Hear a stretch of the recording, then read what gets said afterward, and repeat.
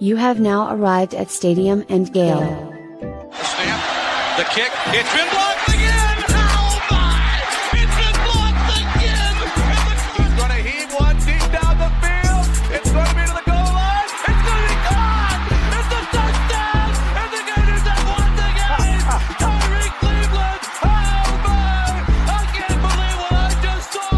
Dropping back to throw, pops and fires the ball over the middle. It's Dory! It's Dory! Got a touchdown! Dory's got a touchdown! Oh my! Dory's got a touchdown! Hands it off to Harvin. He comes back. Say goodbye. Ahmad Black, in his final game as a Gator, takes it all the way home and sends Urban out a winner. You have now arrived at Stadium and Gale.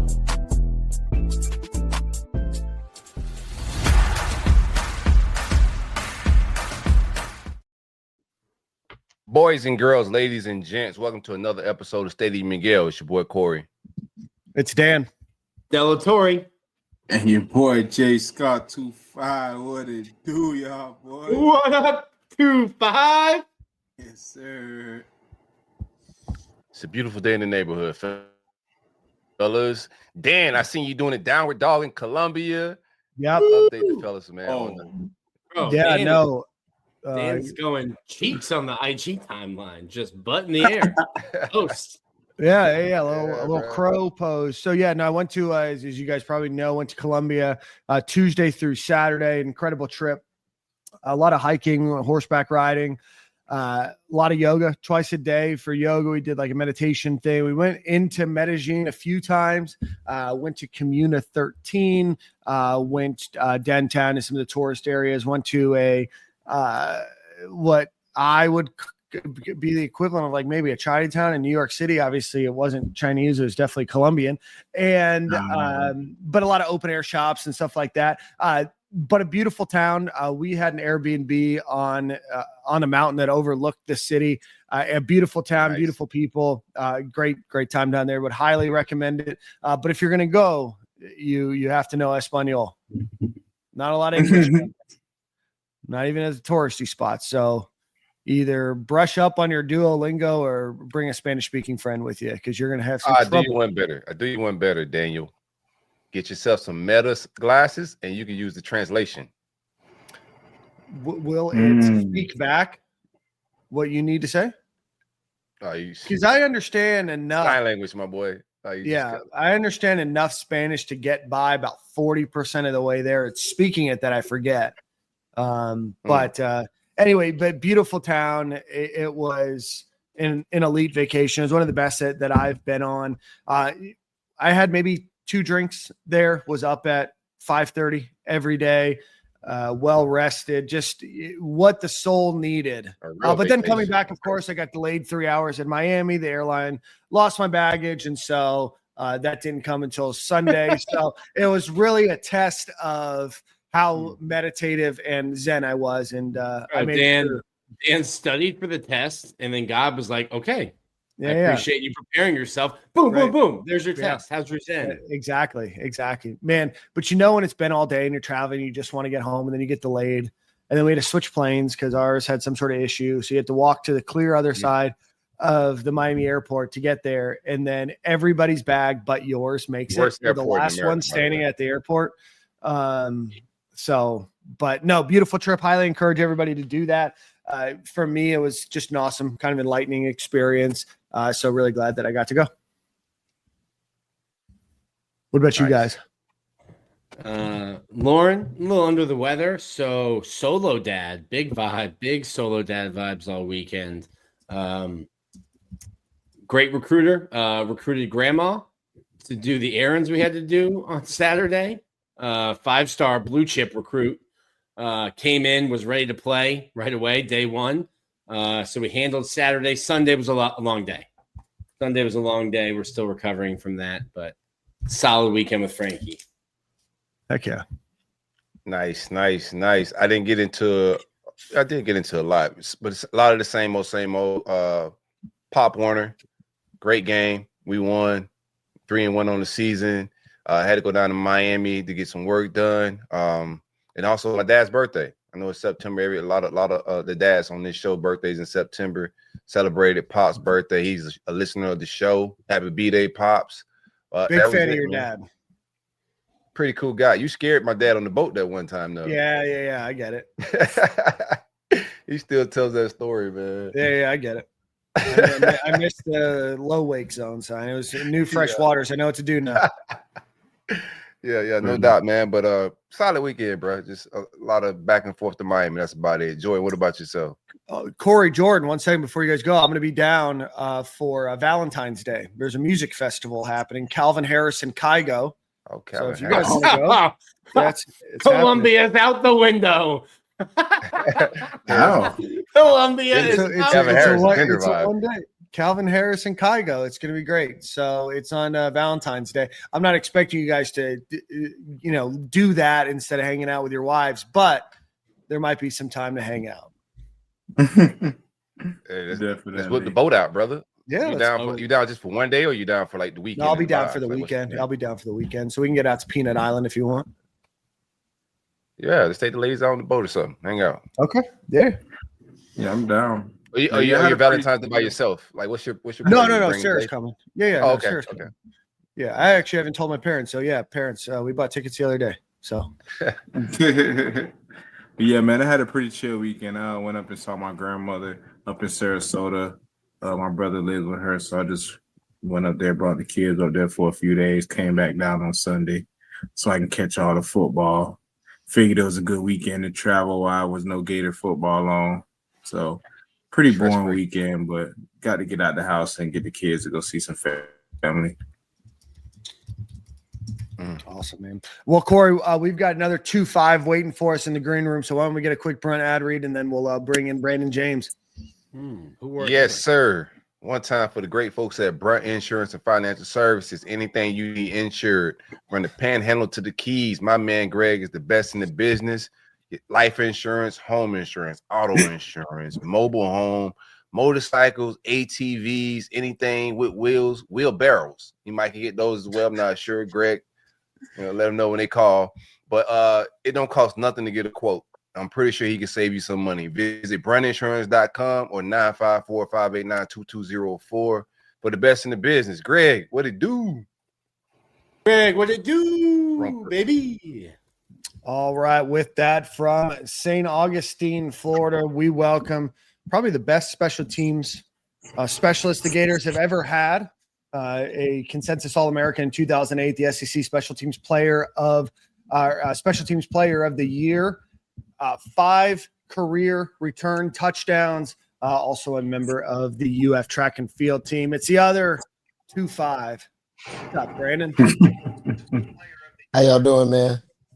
What up? Appreciate y'all having me. Thank you for having me on, man. Appreciate y'all. Absolutely. I will remember you and your career. I'm a year older than you, but we were kind of there at the same time, and it was there at that Tennessee game in 2008. Buddy, Tennessee has Brandon James. Yeah.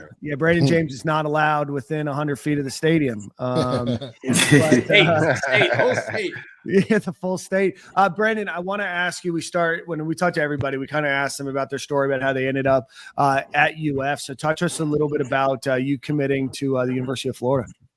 So that process was kind of unique because I had a half brother that I was going through the recruiting process with. We both were going to St. Augustine High School. They were recruiting him first. They were kind of on him throughout the process. Florida kind of came on late with me. And growing up, I never really was a big UF fan. I grew up, obviously, not obviously, but I was a big Florida State fan. So when they kind of came on, it was like, because they were late and they were, kind of offering your brother first, you kind of felt like the girlfriend that they didn't want at first. So I didn't really want to kind of jump on. But at the same time, you fell in love with the atmosphere when you go over there to a game. And once Coach Meyer and Coach Madison did start recruiting me, it was just something that it was hard to turn down. They were only big Florida school that offered me. So at the end of the day, once you go on, going to a recruiting visit, going to a game, it's hard to kind of turn down the swamp in that atmosphere. a lot of playmakers on that team when you were getting recruited, and then when you came on campus, did you know that you were going to be the starter right away, or at kick and punt return, or was that a pretty feisty competition? Talk just a little bit about how you were in that spot. I mean, throughout the recruiting process, Coach Meyer said that would be a chance for me to get on the field early. He always said that. So coming in, I knew that was kind of going to be a shot that I would have. But again, like you said, you're going to, you come in with all those star-studded kids, Jared Faison, Percy Harvin, two guys that I know easily could have returned. So you're fighting with those guys. So, it was nothing that was guaranteed, throughout process. I just tried to, early on, just make a name for myself, obviously with my size and everything. First impressions is everything, right? So I wanted to be a tough guy that, was willing to do whatever it can to make a play or whatever it can to make an impact on the team. So I think that kind of, I think Percy was the first guy to get his stripe removed than myself. So I think after that, I gained a little traction and it kind of just rolled downhill from there. Brandon, what was it like just growing up as a smaller guy playing football? Because it's a big man's game, right? So yeah, safeties were allowed to hit back then. Yes, yes. To answer your question, go ahead. I'm sorry.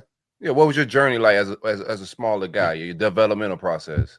Well, it was tough. I can remember early on, my dad was he played football as well. He was an All-American at Sanford University. He actually played for the Bowdens, and I remember he was kind of like one of the first guys. Obviously, he's my dad. He's a big mentor, but one of the people I looked up to watching him play, right? And so he was one of the first ones to kind of shoot me down, saying, your size is going to be a big thing. Like it may be tough for you, right? And so, I tell kids that I coach now, I didn't really need a chip on my shoulder because that was the chip of just my size and everyone saying, oh, your size. It was something that I just carried with me all the time. Whenever I would compete, basketball, baseball, football, track and field, whatever I would do, I would just make sure that was something that, that would be the last thing people would be thinking about when, they got done watching me play. Yeah. What was that like for you? High school, you just mentioned almost every sport available. What was the season? Kids are specializing now so young. What was a year like for you? Well, I played everything. So again, football season, and then you finish football, you go straight to basketball. I played baseball all the way up until high school, and then obviously I started running track. So it's tough. I couldn't do the Dion thing of both doing 1 year. So I kind of just took on track. So, every season you're doing something. And I loved it because again, what I learned from playing different sports and even raising my son now, putting him in different sports, each sports has its own, whatever you have to attack, however to be good at that sport, it has its own thing that you have to be good at, right? Skill set, I guess you would say.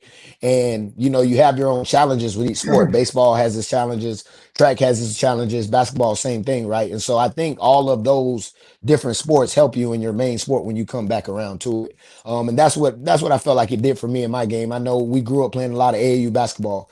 We used to play some of the best players in the country in AAU basketball, and we were a small team. So when it got to football, and we always were smaller than people, why would we care about that, right?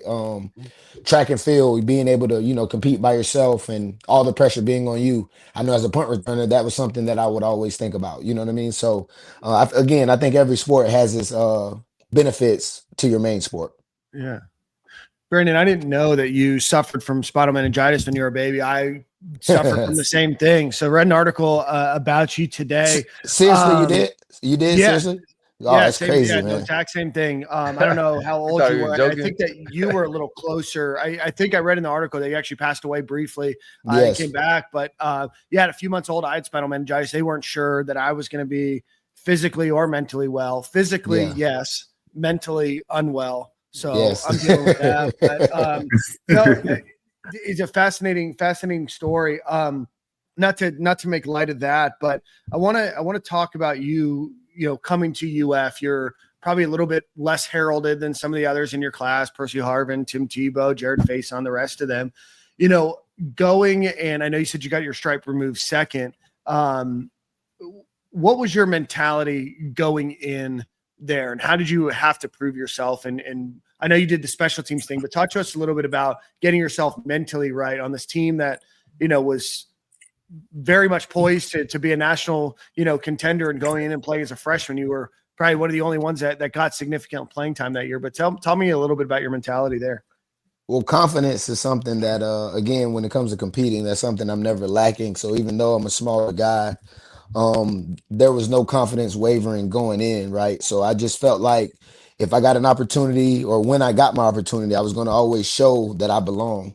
And I think early on in camp, we did the tackle drill. We call it make you miss drill. And that was kind of like my coming out party. That was kind of when everybody figured out, well, I mean, this kid can play. We can't tackle him. You know, I mean, from Brandon Seiler, who was an all SEC linebacker at the time, to, you know, Spikes and guys that I came in with, they all struggled to tackle me. There was a couple weeks I went before I got tackled within that training camp, right? So I think just the mentality of just having the confidence of knowing I could do it.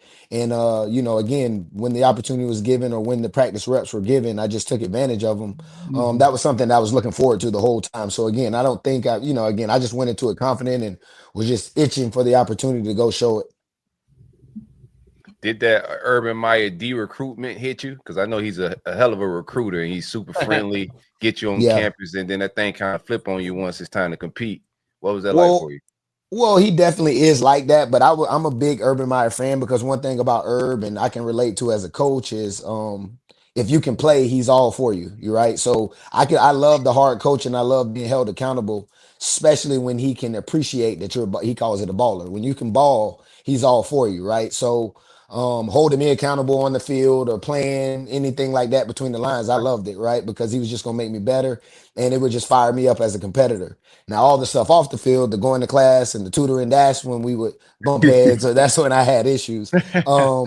But on the field, man, I loved him. The way he pushed us, the way he grind us, the mind games to get you to, go somewhere else in your mind to keep going. I think those are all things that I, again, as a coach today, I took on myself and applied to my players. I was thinking, man, what's your personal opinion? I'm kind of skipping forward here, but what's your personal opinion on the Swamp Netflix film that they did for us? You feel like it did any justice to what kind of went on? Do you got any stories that you could add to it, something like that? I mean, first of all, I'm a part of it, so I've definitely felt like it was, it was good. I felt like at the end of the day, a lot of people look at it as like, well, a lot of stuff was left out. And I know being a part of that, one thing I don't want to be left out is how good we were and how we actually had the ability to win almost, 4 in a row. You know what I mean? How close we were in those 4 years with, our first year winning it, second year, that LSU team that, we had a chance to beat, and then Tennessee playing, all those different things that happened. Third year, fourth year, how it went, losing to Alabama. So I didn't want that to be lost. If you talk about all the drama and the going to jail and all the stuff we were doing, will that take away from how good of a team we were? And I didn't want that to be lost within telling the story. So I thought they did a good job of like balancing it. Yeah, you can make a whole documentary of how we were college kids, having fun, enjoying being stars in college. You can easily do that, but you don't want to diminish how good we were while we were doing that, right? So I think they did a good job of trying to balance it the best they could. Yeah, that was a good one, because I know a lot of people was back and forth like, oh, they left out a lot of the juicy stuff, blah, blah, blah, blah. But you make a great point in saying like it definitely would have took away just how good y'all actually were and stuff like that. Yeah, people love drama, man. Hello. Yeah, drama sells. You still there? You hear us over there? I think his sound went out. We can hear you. I'm sorry. You got me now? Yeah, we hear you. Yeah, we got you. We got you. Okay. That might even be something else, because like some of y'all could party. I remember there was a whole downtown story, but it's like got to go full gun on us, man. Go ahead. No, like play hard, practice hard, play hard, enjoy the fruits of your labor. No, we actually were that crew. No doubt. No doubt. I think we learned it from that my freshman year, that senior class, Marcus Thomas, Ray McDonald, Jarvis Moss, all that crew there. They were the party animals that myself, Spikes, Percy kind of took us under their wing and kind of taught us early. And, we fell in love with the lifestyle, right?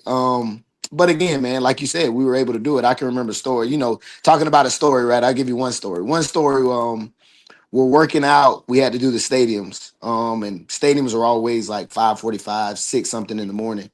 And I'm a freshman at this time, right? So, I'm making sure I go to bed early, bright and early, wake up. So we get there early. We're ready to run stadiums. And we got a bunch of guys late. Well, the bunch of guys late end up being like, Brandon Seiler, Jarvis Moss, Marcus Thomas, Steve Harris, all these guys, all the older guys that are captains are late. So they proceed to come late, smelling just like ABC liquor. And they end up catching up and beating everybody on the stadiums, right? Hey, so they win, they come late, they're like 15, 20 minutes late, they catch up to everybody, beat everybody. So now Coach Mick is trying to punish everybody else because, you know, they're making us look bad. And literally they're eating the workout, laughing, joking, drunk as hell the whole time. And you find out, you know, you learn right then that, hey, man, if you're going to party, you're going to do whatever you're going to do, you better be able to handle yourself. Because these some grown men right here and they're able to do it. So, you know, that was kind of my introduction right there, learning how to, you know, balance, I guess you would say. Right. Brandon, did you guys battle the locals? What was the local like guys like for you college studs that are on the party scene? It was a little bit of that, but we had a lot of love as far as just like people that we knew in Gainesville. I had some family members, I would consider them now, Jason Phillips and some guys like that from Gainesville that took me under their wing. That pretty much I was from Gainesville when I was over in Gainesville. So yeah, at times I would really say it was more college kids than anything that did the hating and, you know, were mad about the girls and stuff like that. What was the club spot? Was it Excess? Plasma. Yeah, there's Plasma. Excess was in Midtown. You guys were a lot of downtown guys, if I remember correctly. There's like a couple of you guys until you weren't allowed. Yeah. And even when we weren't allowed, we were still downtown.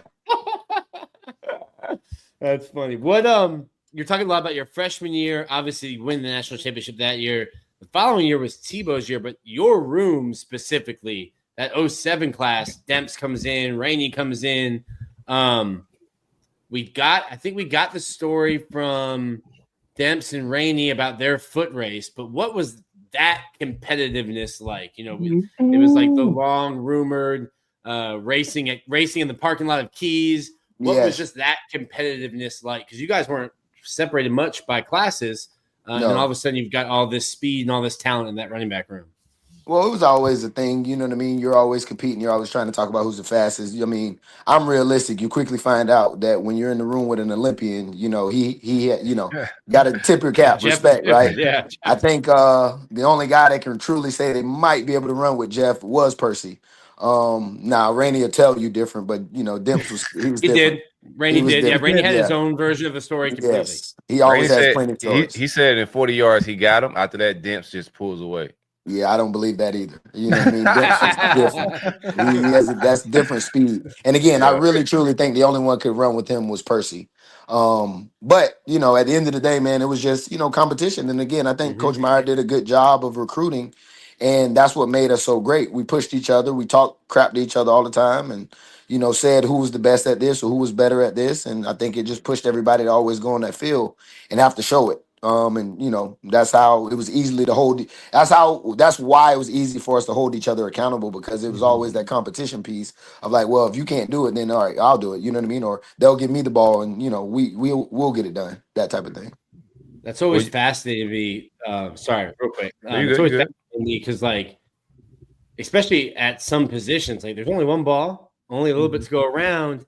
Not, you know, competing, but not getting jealous of somebody else's success and doing stuff like that. Like, it always seemed like you guys were, whether Percy scored or you scored or Jeff or Chris scored, your room was there to like pick them up. So it's always interesting to me to see how you get over that jealousy and just really bond when you're all thinking in your minds like, hey, I need to put up numbers because this is my livelihood. I need to go to the NFL. How does a coach get that out of you, whether it's position coach, head coach, or is that just kind of how the locker room was?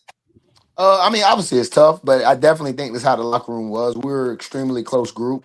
I think from between, you know, my class, the 06 class, and the 07 class, we were extremely close. That's one thing people didn't know, you know. Both classes, we were here obviously first, and then, you know, we won it that year. So a lot of those guys came early and got to experience that with us, whether it was the Pounceys, Rainey. I think Joe was here early as well. You know what I mean? I know, you know, Hernandez and, you know, Deontay Thompson were as well. So it's like, you know, a lot of these dudes, Cam, he came early as well. So all these guys were here early. So we kind of we gelled. We would always compete with them and everything like that. Major's another one. But at the same time, they were like our little brothers, and we wanted those guys to be successful as well. So I think it was just a friendly competition that at the end of the day, we always knew at the end of the day we wanted to see everybody shine and be on that field doing their thing. Are you safe to travel in the state of Tennessee? Banned. For sure. I've actually, crazy story. We actually have a receiver that's pretty big. He just committed to Miami this year, but we took him to Tennessee this past offseason. It was crazy being up there and meeting Phil Fulmer and all that stuff there. So yes, I am allowed up there though. Good. Just walk me through just like, that experience, man. Stadium's loud, balls in the air, it's hanging, pause. Woof. But you got some SEC caliber guys streaking down the field, and you gotta keep your focus, secure the catch, and then gotta make that first guy miss and start to dance a little bit. So just walk me through what that's like from your perspective. I mean, it was something that was obviously a little bit natural to me. I had been doing that since I started playing football, right? As a center fielder, returning punts was something that helped me. Playing baseball. So the tracking the ball and all that always was natural. I was always super calm being back there. And as a freshman, being on that field, knowing that was my really only shot to kind of play, only shot to kind of touch the ball, I would always tell myself that, look, no matter what, I'm going to try to field the ball and make a play because I ain't getting too many opportunities tonight, right? And so just going out there with that mentality, a lot of people, talk about it still to the day. It's like, man, you never used to fair catch. Well, I never was thinking about fair catching, right? Unless it was like a dangerous thing, or it really even then I have a whole, my whole, I guess, opinion of fair catching and how you can't really get hurt if you do it a certain way. But with that being said, man, just confidence, man, getting back there, wanting to make a play. I grew up watching Dion and my dad and different people return punts. So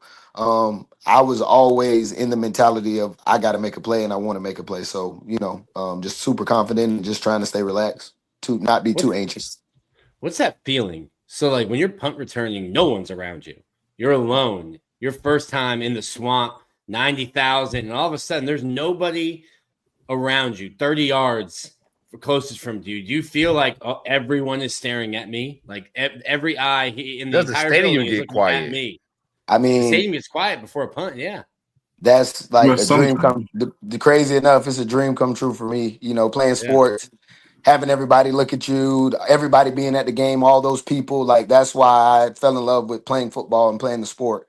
To go out there and entertain and try to show people how good you really are, right? So my first opportunity back there was kind of like, I would always have these like, man, like, you dreamed for this, you talked about this, you kind of talked it right up, and now you're here, right? So go out and do something, right? So that was always my thing. And then again, like I said before, I grew up watching Dion, so I would always be back there trying to mimic something he used to do when he was back there, as far as getting the crowd hyped or the whole Hogan doing the ear thing or whatever I could do to kind of just get the crowd into the game.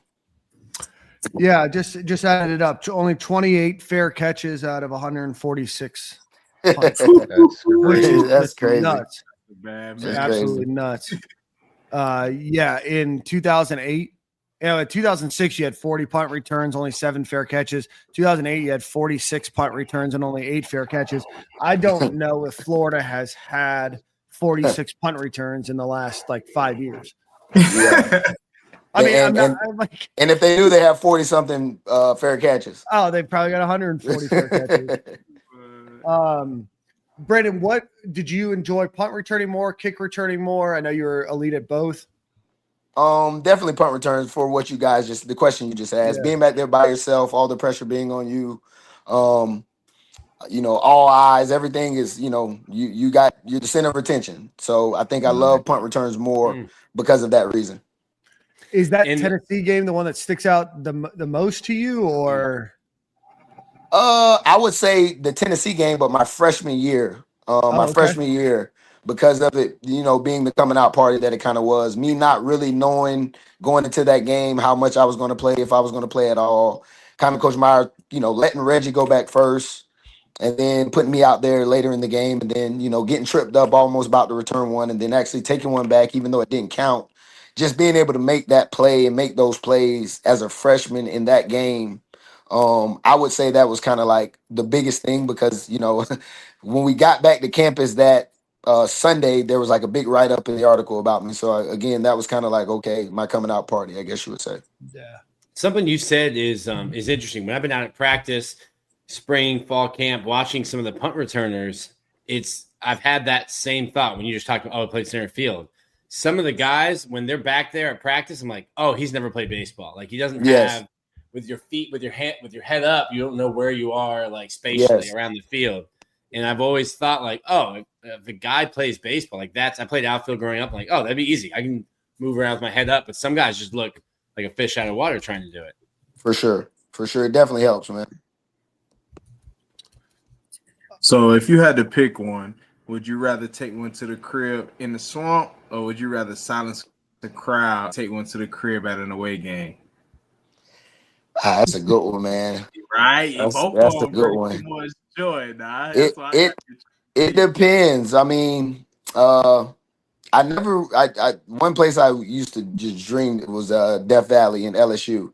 So that would probably be a stadium that I wouldn't mind silencing because they used to talk so much crap.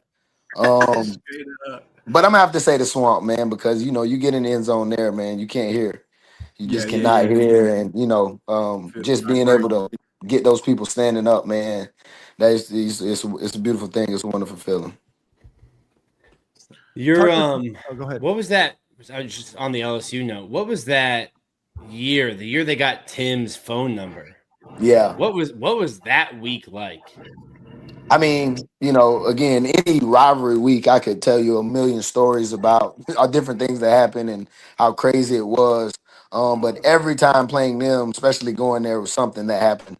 Whereas that sophomore year when they had his number and calling him a million times, whether it was my senior year and they threw the beer on Herb, like something always happened when we went to Death Valley. And, again, they were a good team that year. I felt like we still should have won the game again, highlighting the Swamp Kings thing. Like we easily should have beat a team that won the national title.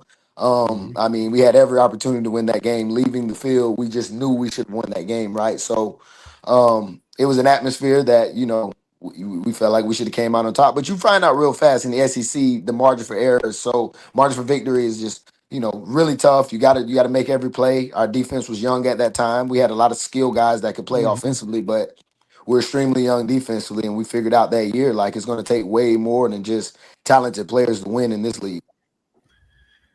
Yeah, it's incredible to think about the team, the defense that was there in 2007, and then in 2008, how much they matured in just that 1 year. I mean, you had Joe Hayden, Marquise Pouncey. You saw Ahmad Black really start to step out, Major Wright, Dustin Doe, Jermaine Cunningham. Like you can go on and on. Just that leap from, man, this defense is just not very good in 2007, probably cost us a couple games, to holy crap in 2008, this is an elite defense. It was just such an incredible jump each and every year under Urban Meyer. Miss those days. I think that had a lot to do with Spikes taking just ownership though of the defense. Our sophomore year, we weren't ready to be leaders. We were still young guys that were just trying to mimic what we seen, Moss and Steve and them doing, and knowing that we were good players, but we were worried about partying and just being good and not really worrying about the team. And I think going into that junior year, he took ownership. I took ownership. Percy took ownership. And then again, with us being close to a lot of those sophomores, they did their thing. Obviously, we had senior leadership, Murph, Keystar Moore. There was guys that were in place to help that as well that were older. But again, a lot of the leadership came from our junior class. And, again, I think for his defense, big component of that is Spikes and him just actually taking the leadership role. Obviously he was the leader as a sophomore, but he wasn't ready to be that vocal guy that everybody counted on every day in, day out. And I think going into that next year he was, and that's why the defense played the way it did all year. Who was on Ox? Who was on the Ox? Yeah. Oh, it would switch up game to game. Okay. It would kind of depend on the mood and whatever the vibe was. I've been on the Ox, Major's been on the Ox, Pouncey's been on the Ox, Spikes, whoever would could, whatever the mood was. Everybody, there was never a guy that was on the Ox that was like, oh, take it off or get somebody else. I was just gonna ask if you had anybody that said we're not doing this right now. Yeah, no, it was never that. That means the Pounceys were the only offensive linemen on the Ox. For sure. I get it. Yeah. I get Especially in those days, for sure.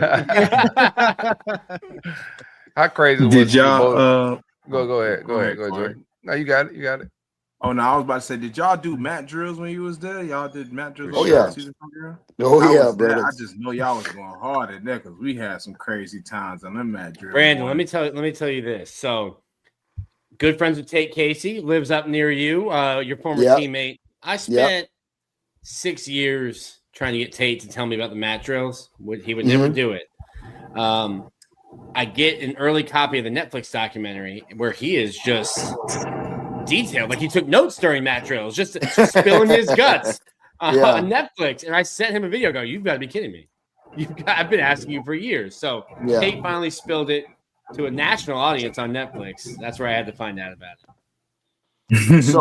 So yeah, mat drills, man. You know, as a freshman, you go through mat drills, and my dad went to college, right? So I've heard about mat drills, right? And I've heard, how they're just trying to tire you out, how they're trying to do this, again, different college is different. Obviously, my experience to his experience, but you hear about something, so you're kind of, aware of what should be going on, right? And so when then we go into that room and they got us wrestling and fucking, basically fisticuffs is what I used to call it, until someone taps out.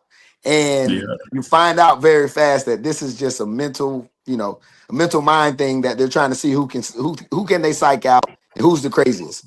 And to be honest with you, I used to hate it because it would make me be somebody that I didn't want to be. But again, my first time wrestling, I had to choke a guy out just to prove a point. I didn't stop when the whistle got blown, and again, because obviously I'm smaller, guys just thinking, oh, it's sweet when we go against him. You know what I mean? So I would prove a point and just go excessively through the whistle just so they would leave me the hell alone. That's it. Brandon James, like, you think it's sweet? Come on. Yes, for sure. Were you in the weight room when Omar Hines bust a muscle in his leg? No, but funny story. He was younger, so he lifted at a different time. So obviously, I hear about it. I'm in class or whatever I'm doing on campus, and by the time I get to the facility, we would always give the strength coaches a hard time. We would always tell them they're trying to kill us. They're going to kill somebody one day. Someone is actually going to die. We would always mess with them about this stuff, right? And so when things like that happen, we're like, I told you, man, y'all gonna kill somebody. They're gonna sue your ass. You know what I mean? So it was a real funny thing. We just gave them a hard time, man. Like, y'all gonna actually kill somebody, man. They're gonna sue y'all ass, man. So it was always funny, man. But he ended up being okay. So it wasn't funny, but it was just, I remember the story, and we would always say those type of things like, man, this stuff can't be legal. They're doing to us. Yeah. Brandon, talk to us a little bit about what you're up to now. You're the office coordinator back at your alma mater? Yes, sir. So I'm a teacher. And again, really my job, I would say, is being the offensive coordinator, but I'm a ESC support facilitating teacher at St. Augustine. Been coordinating now for 6 years, 5-6 years. We've had a lot of success. We're on a good run right now. We're actually in the bye week right now. We're 6-0 sitting currently. But it's been good, man. It's been crazy to know that, I would fall in love with coaching just as much as I would love playing, but it's been something that I've enjoyed. To find a passion that, you wake up every day just loving to do, and just being able to push kids and develop kids where I'm from. It's been something that I love doing. So, it's been fun, man, and just steady going, man. Just trying to keep going. You should email Billy some plays. Now, real quick. There you go, man. There you go. What do you think about the current team, man? The state of the team. Man, it's not. We had some expectations this year, but I don't think we're living up to it just yet. But what do you think about the current team and what's going on? I mean, I feel like the rest of the Gator Nation is extremely embarrassing. I think everybody had high expectations going into this year. I was talking a lot of trash, and it's getting thrown in my face right now by all my buddies that like Miami and Florida State and all these other people. But I think the most frustrating part is that, you look at what our defense has been doing, and they've had us in every game and, the chances to win every game just off of their play, right? And I think we're not helping them at all. And to see, obviously since the Spurrier days, it's been offense for University of Florida than what we were able to do when we were there. And to see us not being able to make plays, no big plays, no stretching the field.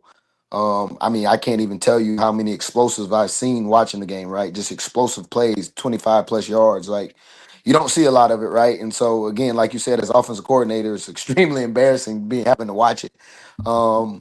But being a Gator, you want what's best for the the program, and so you're extremely optimistic. I think we have the guys there.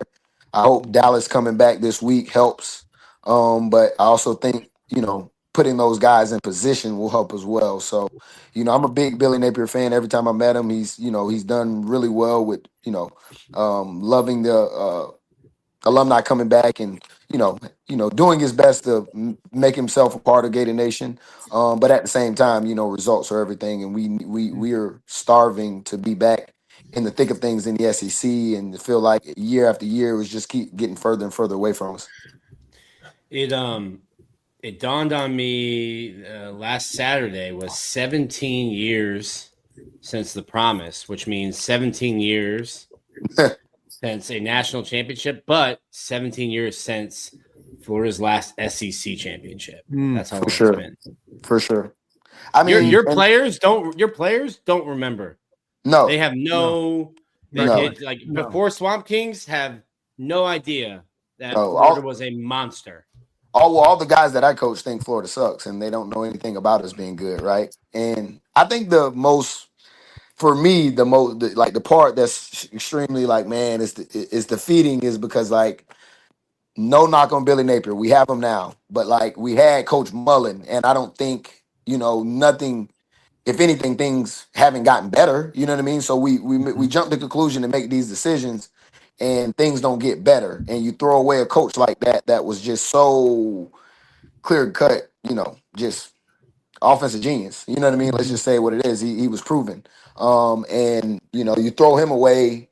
And again, you love Billy Napier. You're extremely optimistic about the hire, but then we're at this point. It's like, well, whoa, what are we doing? You know what I mean?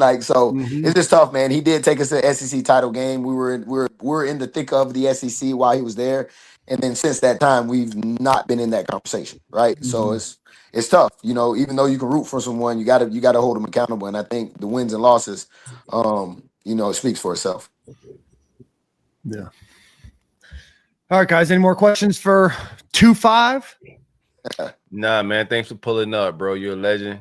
Glad you could spend some time with us in your bye week, my brother. I just got to ask, Dan, man, you say you had the spinal meningitis. Are you short like me, brother? No, just a hair under 6 feet. It's the mental part that got me. Yeah, my grandmother said. No, it was, obviously I think I was 6 months old or so. I know it wasn't, the prognosis wasn't good. Gotcha. Yeah. I didn't know. I just thought you were a short king. You know what I mean? Well, he is. Reading that article, man, it's scary, right? And I don't talk much about it, right? It's not like something you remember as a 6-month-old or 5-month-old. But seeing that, man, I'm glad that you've made obviously the most of everything, and No, appreciate you, man. Again, I just wanted to mess with you about it, but thank y'all, man. Thank you for having me on, man. Appreciate y'all. Look, there might be a correlation because Dan was an All-American intramural flag football safety while at UF. Yeah, so. I was the white Reggie Nelson of intramural orange league. Dan covered the 3% of the earth that Reggie didn't. Yeah, I didn't have the dreads though. There was no confusion about who was playing, but athletically, very similar. Similar. Gotcha. Appreciate you. All right, man. I appreciate you, man. Brandon. That's thank you, man. All right. Awesome, brother. See ya. Brandon James. Great interview. Yeah, man, that was fun. Now I went and looked it up. I thought he must have had just some great returns. He only had the one punt return versus Tennessee. And then when I was going back through it, poor Hawaii. Hawaii caught 2 in the same game. Yeah, I remember that game. The Tennessee game. They deserved it. Yeah, coming all the way here. They didn't give us a return trip back for the boys. No, Tennessee, he had the touchdown, but I think he also had a ton of yards that game. Yeah. And he flipped it. It was the first drive that he had the punt return in that Tennessee game. Yeah. Rest in peace, Colt Brennan. That's right. Colt Brennan's dead? Yeah. When did Cole Brennan die? When did that happen? A couple years ago. What happened? You didn't know he was dead. No, I for sure did. I for sure knew that he passed away. Let's make sure he's dead, man, before we just put him in the grave. Yeah, no, he's definitely passed away. Yeah. That's crazy. I didn't know that. He died in 2021. Yeah, he had a pandemic time in a hotel room after ingesting fentanyl. Don't do that. Don't. Yeah, he got lost in the pandemic wash. A lot of people died that I found out later. Yeah, but he had rest in peace, man.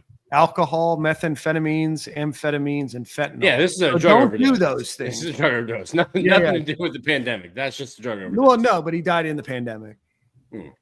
Yeah. If he had COVID, they probably said he had COVID. Anyway, let's get quick ad show.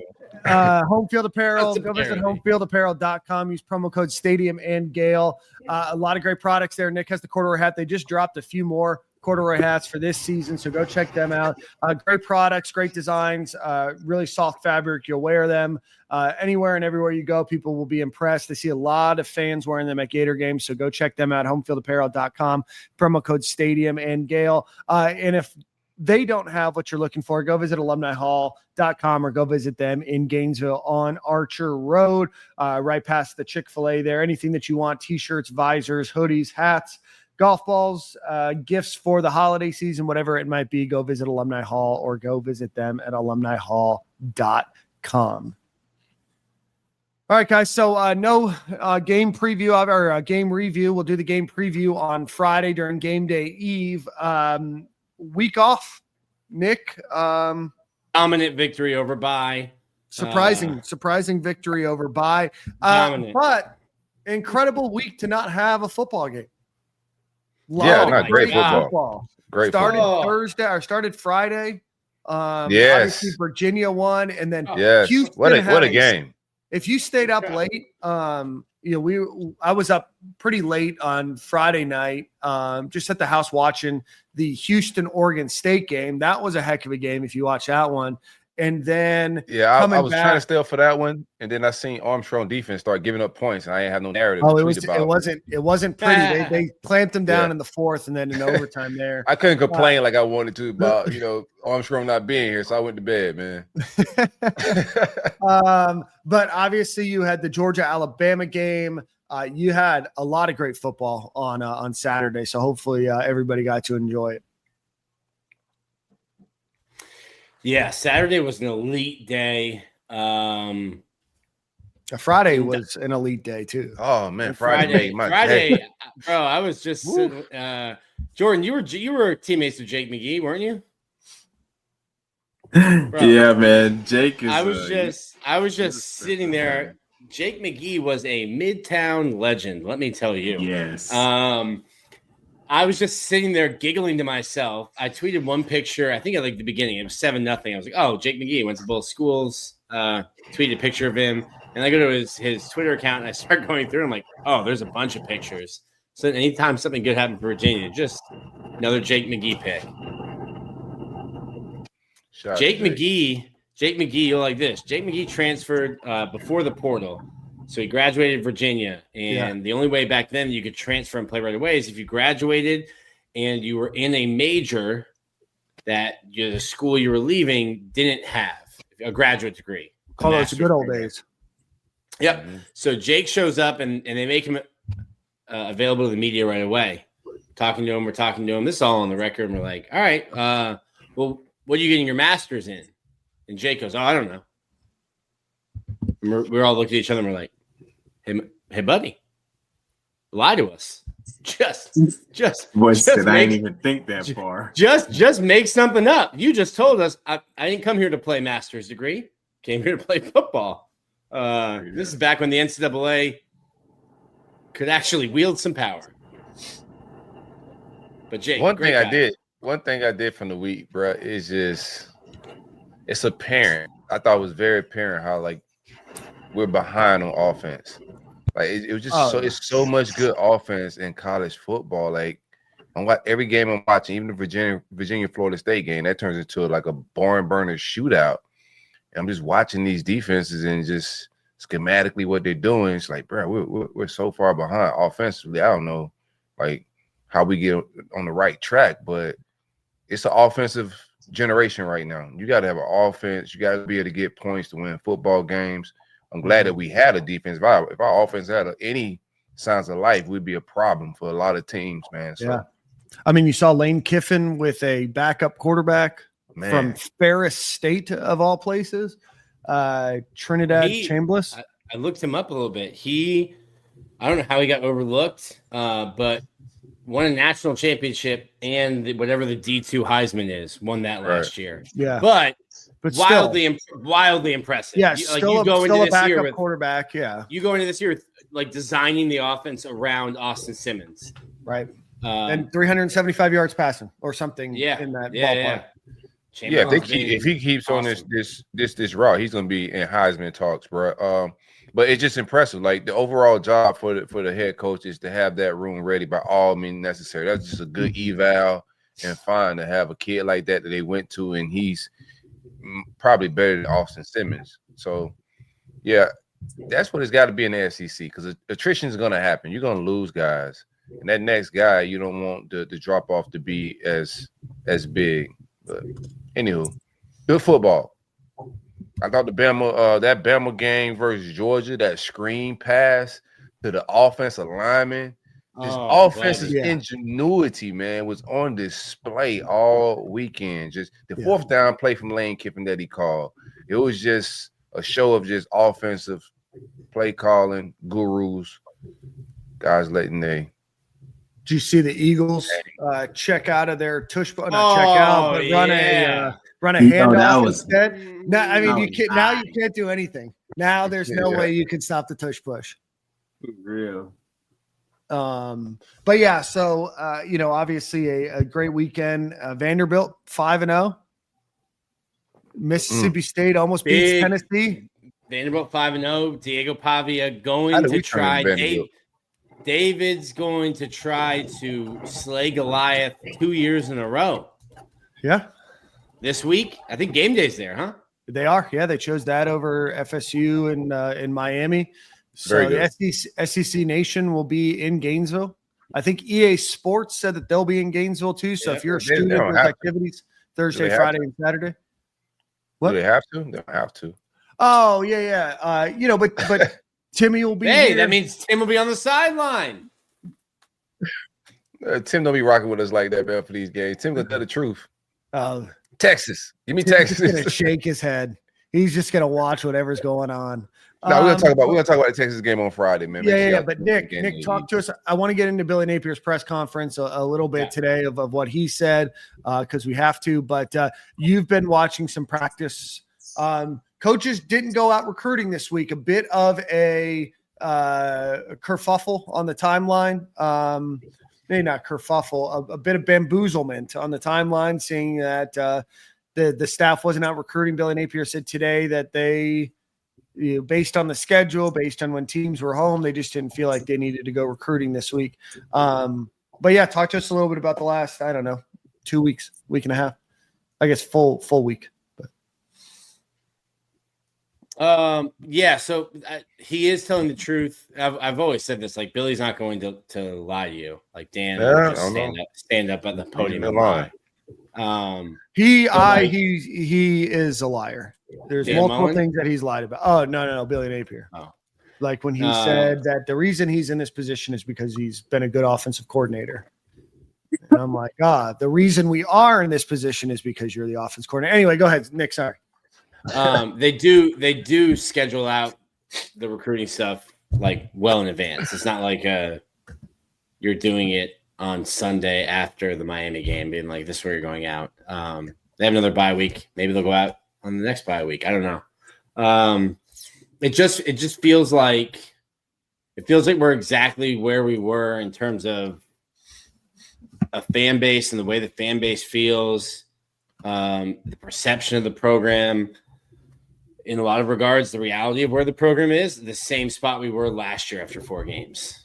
And it sucks. I feel it. I feel it for the fans. I work for a company that, regardless of who the coach is going to try to raise money for the players and try to give whoever the coach is as much money to work with as possible for NIL. So it's like, I know people have been frustrated with me, like not participating and bashing the coaching staff. I just think it's a bad look based on my new job.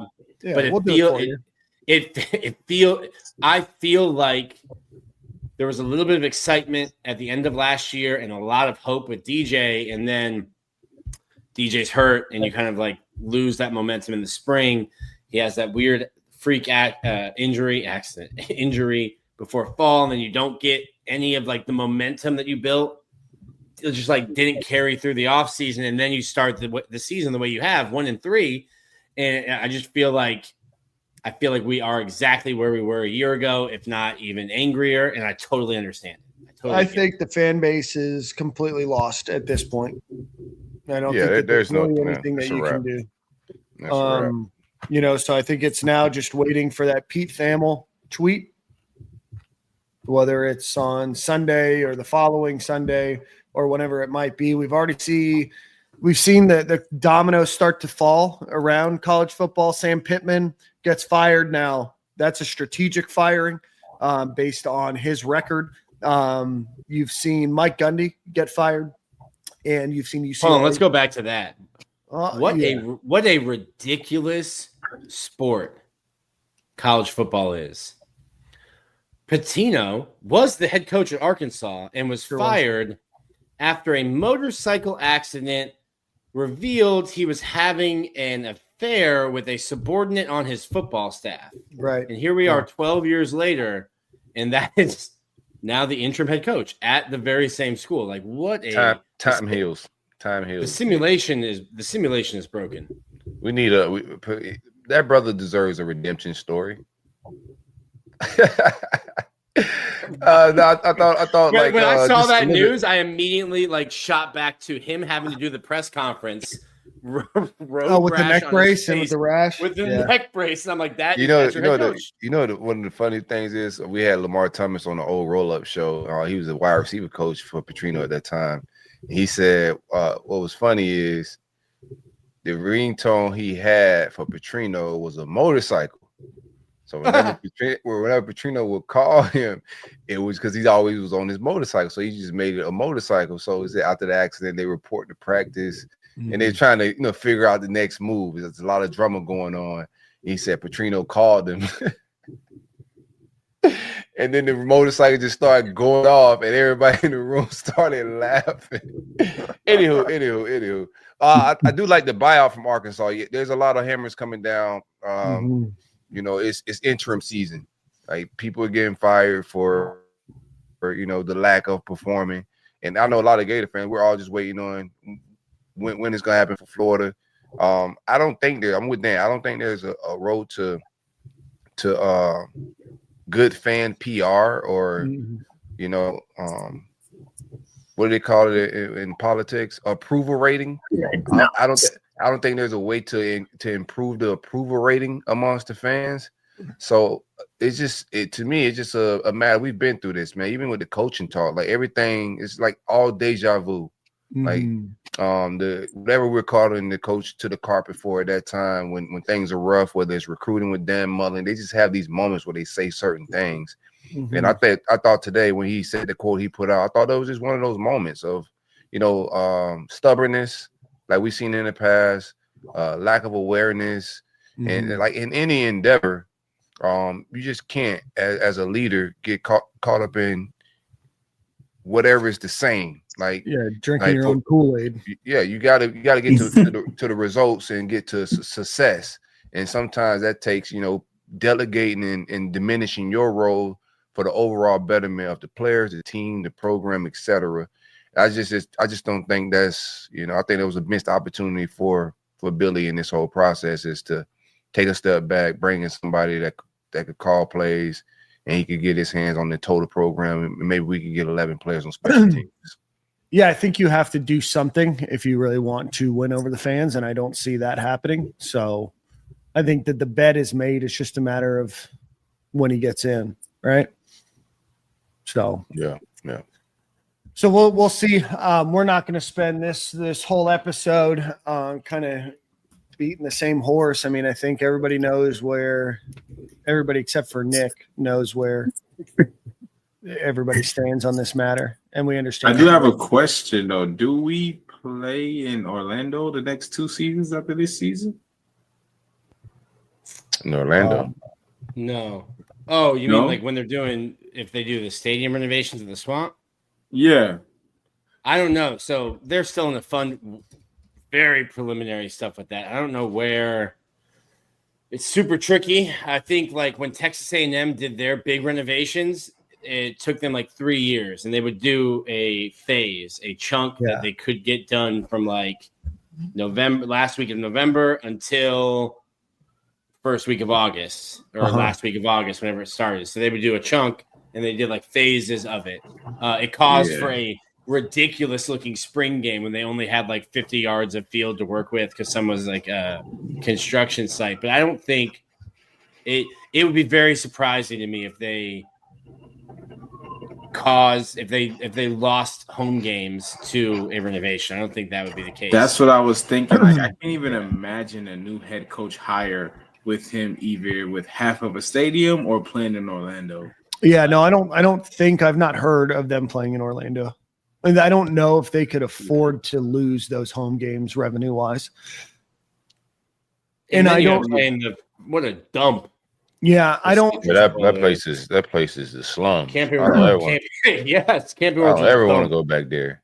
Oh my God, the projects, brother.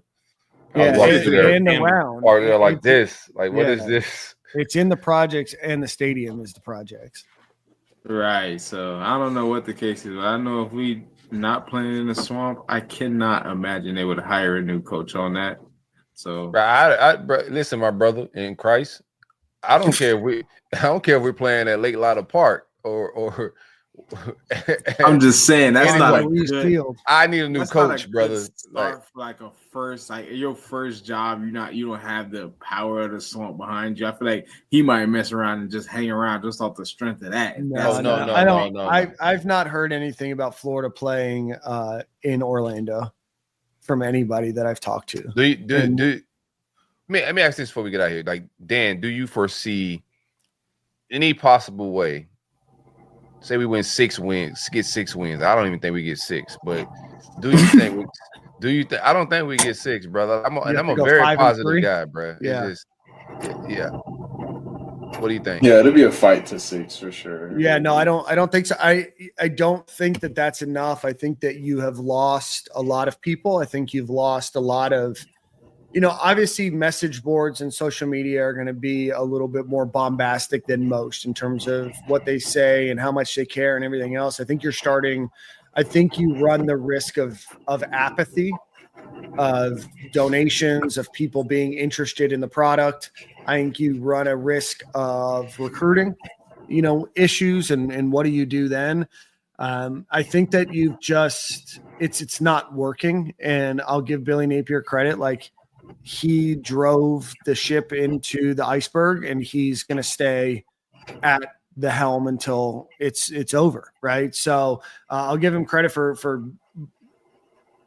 thinking that, he's the reason, that Florida is going to be successful as him as an offensive coordinator. I don't see it. I don't think the buyout's an issue. I think, your options, that's the question that I have, right? Like, what if Florida does go 2-10, 3-9, does that potentially change what your board could look like of somebody leaving a job to come to Florida? And I'm not talking about a John Summerall or somebody like that. Would a coach like Lane Kiffin, would a coach, like a Kurt Signetti, or I'm just naming some of the bigger names that are out there, would they leave the program they're at for a 3-9 team? Yes, it's Florida, but what does that do for your image as a program? And those are questions that I think about. You're on mute, Corey. My bad, amateur hour over here. I think guys like Kirk Snetti going to be out just from buyout standpoint. I do just think style. Well, I like him as a coach. I think he's good for Indiana. We was talking about this on the space this morning. I think he's good for Indiana, but I don't think we got to get back to getting guys that fit Florida's culture. Yeah. So I do think some of these guys are just going to be just not good fits, and also their buyouts is going to be too high to make sense, especially what we spending on the buyout. We're getting Billy out of here. But I think there's some guys like Lashley, some lower level guys that are like small ACC schools that fit stylistically what we want to do. But I think the best thing Florida could do is get a guy that fit the offensive culture of what was successful here, and youth, can recruit, flip a roster fast, identify talent, et cetera, et cetera. They're gonna be inheriting a lot of talent. Like, I don't think the roster is going to deplete like a lot of people think it's going to deplete. I think certain guys are going to have to stay because of certain business deals. A lot of these guys, NIL, the guys that got the high-level NIL deals, is predicated on them being at University of Florida. I don't think those deals just carry over from year to year for no reason. So I think a lot of business is going to keep some of the bigger pieces together. But to be able to flip a roster, it's not 2008 anymore. It's 2025. You can flip a roster pretty fast. But I think there's some good. I like Rhett Lashley. I like Lane, but I don't know how serious that is. If people really like Lane with some of the shenanigans he brings, but I like him. But whenever I like a guy and it makes sense for Florida, Florida has never made that hire. So I'm just not going to expect it. Yeah, I mean, does Florida go big game hunting, or do they go for a smaller? I don't know. Rhett Lashley, I know that he's kind of connected to this Arkansas job, but SMU is one of the richest programs in college football. Are they going to be willing to lose him? Does he want to win? Yeah, I mean, I don't know. I mean, they were a game away from the playoffs last year. Did they make the playoffs? Yeah, but you're not winning natty at SMU. No. SMU might. They might change things. Like their boosters literally told the school. Yeah. Their boosters literally told the school, get to the ACC. I don't care that they're not going to give you any TV money for 4 years. We will write a check to cover that, and then we will write a check for NIL. Like SMU was doing dirt before dirt was even dirt. That's cute and cool. They're not even going to win the ACC, let alone the national championship. Like SMU's got money. Go ahead. Yeah, I mean, a lot of schools in Texas got money, right? I think like most programs in Texas, they got a ton of bread. There's oil money galore. Like high school programs out there got money. At the end of the day, these guys have egos and they want to win. They want to be great. They want to be legends. Yeah. He is never going to win a national championship. Right? Rhett Lashley is competitive. The SMU move, I think he could possibly be there for a little bit, but if he want to win, the likelihood of you winning at SMU or even Arkansas is very slim. Programs like Florida, that have been there in the last 2 decades and have that type of pool with recruits, the home recruiting that they can be able to pull. Having a guy like DJ Lagway and some of these 5 stars on the roster, it makes more sense to be able to put pieces together to go make a run. He's never going to make a run at SMU. He could be rich and then, comfortable. I'm pretty sure he's like that right now. But if you want to go win it all, you're going to have to go step into on a big boy campus somewhere. Yeah, I mean, there's certainly different levels. SMU will never be outbid financially, right? I mean, they are very well stacked right in the heart of Dallas. I don't think that Florida's going to go toe for toe, and I don't think that they should go toe for dollar over Rhett Lashley, right? So, I start to think of coaches that are out there. There's a lot of coaches right now that are at their alma maters that, Florida could potentially target. Brent Keys at his alma mater, Kenny Gillingham's at his alma mater, Clark Lee's at his alma mater. I like Brent, but not a style fit. We got to get a style fit. I like where you going. I don't want to cut you off no more, but yeah. Brent Key is cool at his alumni. I think I like him there.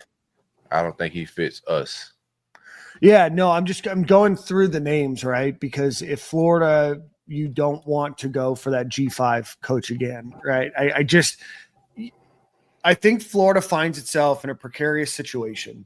Ever since Urban Meyer, they've hired a defensive coordinator, a coach from Colorado State. Then you had Dan Mullen in there, and then you have Billy Napier from Louisiana, where he was at for 3 years. Most people, unless they followed college football, had no idea who Billy Napier was. Now, to credit Will Muschamp and Billy Napier, they were both highly sought after coaches, right? Billy Napier turned down the Tennessee job, turned down the South Carolina job. So in essence, you thought it was going to work. I don't think from an optics perspective, you can hire somebody that fans just don't know the name of. I think and if they do, they're going to have a really, really hard time selling that to the average fan. All right, Taylor Swift on the list. There you go. Yeah. Might sell out. Steve Spurrier Jr. I don't know. And I don't think we're going to go after Jed Fish. And I don't think that Florida's going to pay $10 million to buy him out of his contract. And if they do, then, I mean, you guys can carry on the show without me. Jordan, you're the new host. If that happens, Dan will be gone fishing. Yeah. I mean, I that's the question, right? Like, are these coaches worth the buyout too, right? Because you're not just buying out Billy Napier, you're going to buy out the staff. Shout out to Todd Grantham, by the way. Ski Mask Hall of Fame. He just got paid out $4 million for coaching 4 games. Nuts. College coaching is a Ponzi scheme, bro. Like it has to, right? I think they've like somebody said this in my mention. Like Sexton is low key created a coaches union just by having all of them on his roster. Yeah. Like these contracts and whatnot, the way they're shaped it's a win-win situation. Like you get a bonus for stinking. Like right. if think about it, if I'm Grantham, I just coached 4 games and you'll give me $4 million. Like, what are we talking about, bro? I'm not sad. I'm okay. Like, I'm calling college hunks with a smile to come package up my house and put everything in the box, bro. You know what we're talking about? We're talking about the south of France in the fall. Yes. Talking about Monaco. Yes. It's not a bad day for a coach to get fired, but you gotta. I like what Arkansas had with Sam Pittman. I don't know if they got to exercise it, but they had a clause in there. If he's under 500, that buyout drops and dips a little bit. It's like $3 million. I mean, it's a significant amount. But Corey, I think you make a really good point. You saw it with FSU with Mike Norvell. All Jimmy Sexton has to do is float somebody's name out there. It doesn't have to be true or not. And what happened? They signed him to a deal that they can't do anything about. He's got a $60-something million buyout right now. And it's all guaranteed. It's crazy. Yeah. I just think it's got to change at some point. I don't know how it does. I don't know when it does. But, you've got to think it's got to change. Yeah, there's no incentive to do well. Like these coaches are gonna stay stubborn and not change certain things because what are you gonna do? I'm gonna get a bonus if you fire me.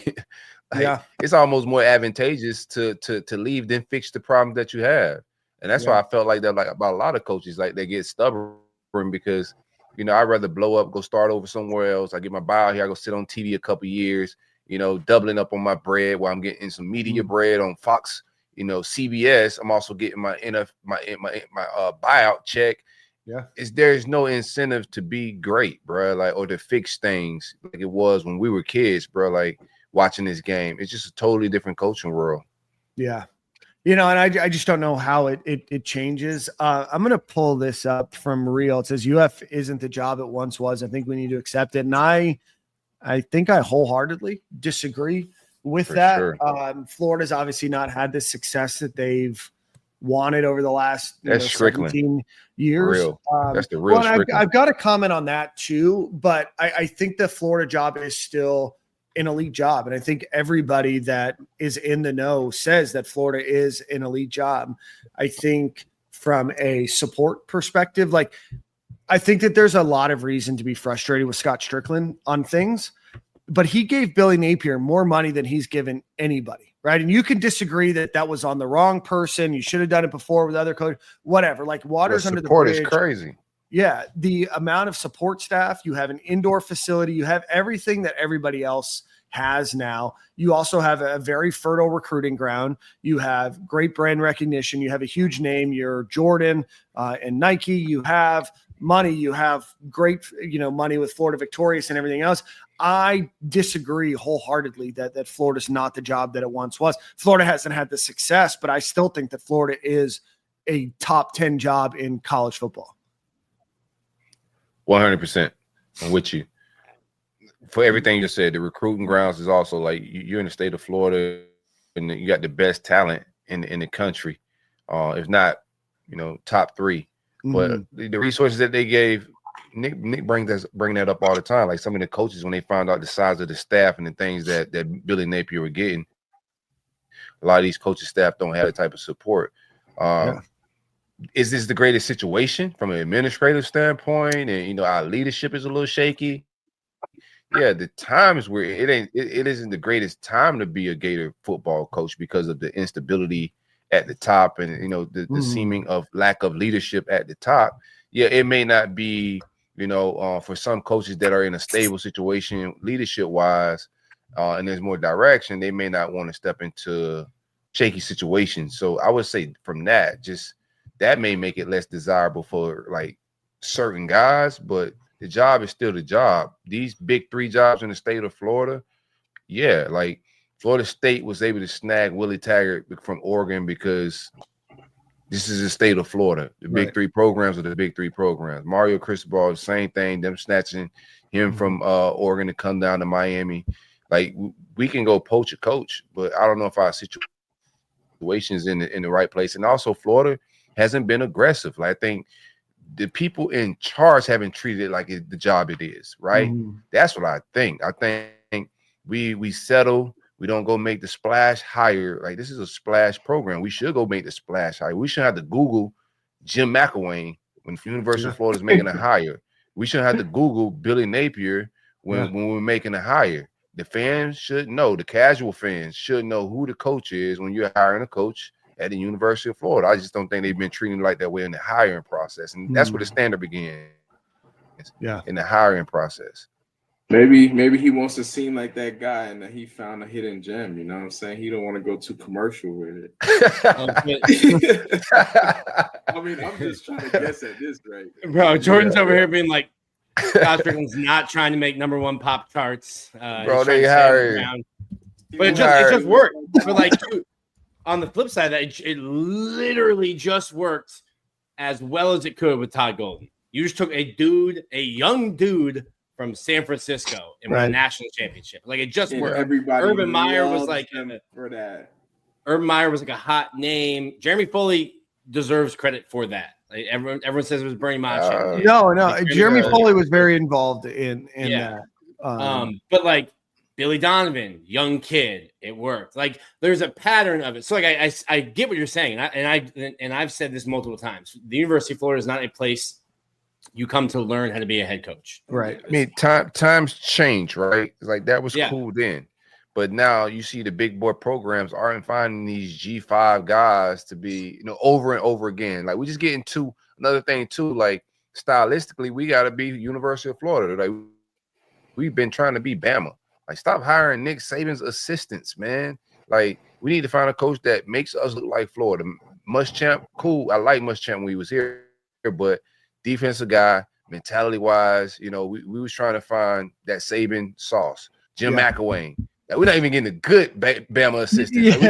Like, we got the worst one of the crop, maybe Mel Tucker, but other than that. Mel Tucker's probably the go to the worst ones, man.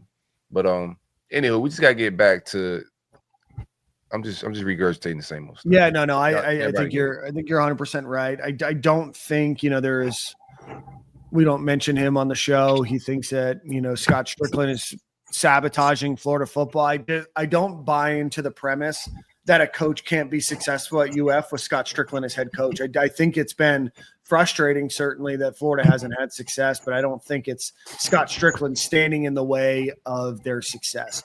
Maybe hiring the wrong person, but you have a brand new indoor facility. You have a brand new football only facility. You're making a ton of renovations to the swamp, including everything that's, for the players. You've had the largest staff you've ever had. You've now embraced, yes, it took a little bit of time. You've fully embraced Florida Victorious. Like, everything is there to be successful as a head coach. You just have the wrong stubborn guy in the role. Yeah. You got to unfollow some of those accounts, but like the commitment that Scott Strickland made to Billy Napier and to this staff, super attractive. Yeah. Super attractive. I think, and I'm probably biased, I think the University of Florida football coach is the best coaching job in the state. I think FSU is probably behind that. Miami, just because it's a private school, small.